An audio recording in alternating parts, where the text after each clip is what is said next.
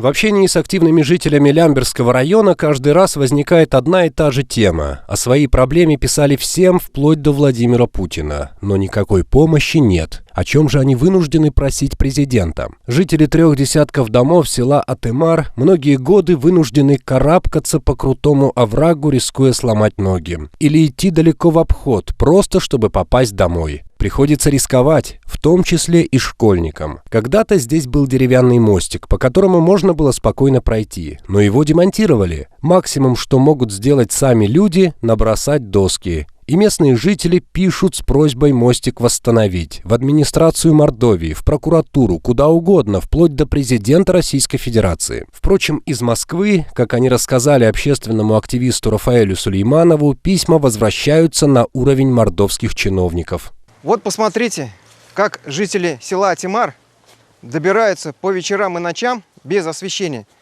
по такой тропинке узкой. Вот на этом месте раньше был муниципальный мост, но со временем он куда-то исчез. Поэтому люди села Атымар вынуждены передвигаться к себе домой вот по таким необустроенным дорогам. А представляете, что здесь бывает ночью? Когда эта улица не освещается, и жители, спотыкаясь, могут причинить себе увечья. Но с этим вопросом нужно что-то делать. Интересно, что дорожные работы тут недавно проводились. Сосед-частник сделал себе нормальный въезд. Но вместо того, чтобы позволить землякам ходить напрямик, установил забор и возможность сквозного прохода закрыл. Поставил даже знак «Тупик». Сулейманов пообещал, что он разберется с тем, насколько законно ему на это было выдано разрешение. В первую очередь нужно посмотреть, каким образом эта проездная дорога была перекрыта, кто разрешил сделать эту дорогу тупиком, почему жители не могут добираться по центральной дороге к своим домам. Проверить всю документацию и обратить внимание власть на разрешительную документацию собственника этого дворового хозяйства. Сулейманов полагает, что возмущенные жители обращаются не по адресу. Ваше обращение направлено в правительство Республики Мордовия. И отписывают из Мордовии в Лямберь.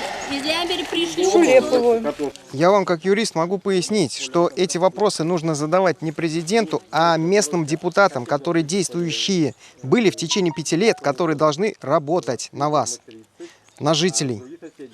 Но видите, что написав президенту, президент спускает в правительство, а правительство спускает еще ниже. И в конечном итоге это все возвращается к главе Лямберскому району. Но действующие, а точнее бездействующие депутаты об Атымарском мостике вспоминают только перед выборами, а в нынешнем году и перед выборами не вспомнили.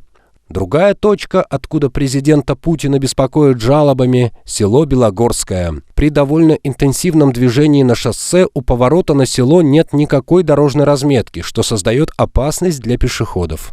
Ко мне обратились жители села Белогорское, Республики Мордовия, с насущным вопросом. Им здесь необходимо создать пешеходный переход и установить остановку общественного транспорта, так как здесь маршрут ходит автобусный.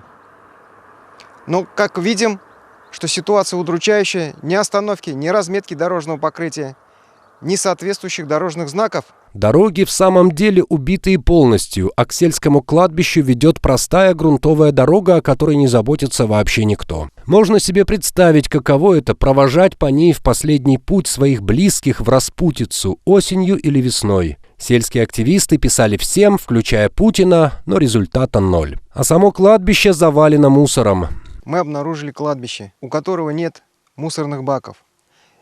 И люди, отправляя в последний путь своих близких и родственников, приходят к такой ситуации, что им некуда складировать мусор.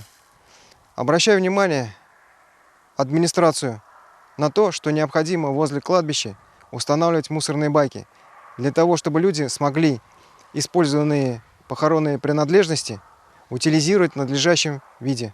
Третий адрес – Смолькова. Почти до самого села идет нормальная трасса. Можно сказать, просто отличная. Но в нескольких сотнях метров от села – все. как отрезало. Разбитая, 100 лет не ремонтировавшаяся дорога. К кому и куда жители обращались, догадаетесь сами. Какой из этого вывод? Президент страны не может и не должен заниматься проблемой каждой деревни. Этим обязана заниматься местная власть. Если она не хочет, ее нужно менять. Менять на выборах.